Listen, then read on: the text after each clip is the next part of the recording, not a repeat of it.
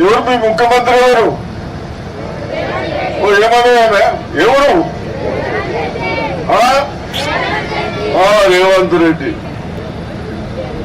మా పిల్లల భవిష్యత్తు బాగుండాలని మనమందరూ చాలని కుటుంబాలతో జీవించే వాళ్ళం. మనం ఏదైనా ప్రైవేట్ స్కూల్కి వెళ్తే ప్రతి ఇంట్లో 2 పిల్లలు ఉంటారు. సంవత్సరం 50,000 అవుతాయి. కాబట్టి దానికంటే మంచిగా మన దగ్గర చదువుకున్న టీచర్స్ ఉన్నారు, ఉపాధ్యాయులు ఉన్నారు.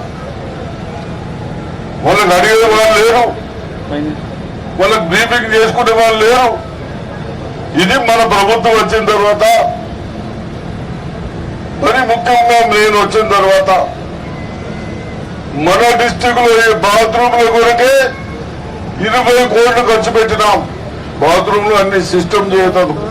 ఇన్ని 20 కోట్లు ఖర్చు పెట్టినాం. ఎందుకు? మన పిల్లలకు ఉపాధ్యాయులకు బాగుండాలని.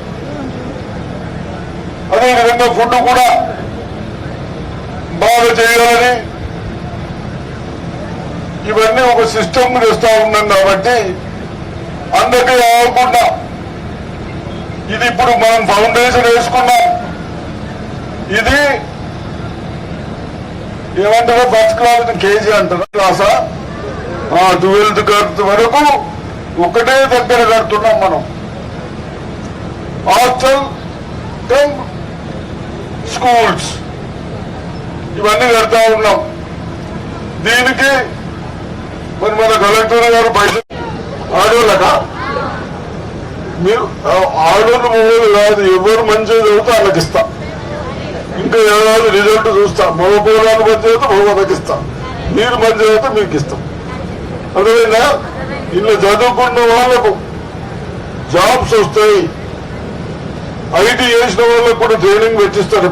వచ్చే 15 రోజులు నిజామాబాద్ ఒక 3 నెలలు ట్రైనింగ్ ఇచ్చి మీరు మంచిగా చేస్తే సగం మందికి జాబ్స్ ఇచ్చేటట్టు వాడు కంపెనీ చేస్తా ఉన్నాడు. ఇవన్నీ తహసీల్దార్ గారు చెక్స్ ఇవ్వండి.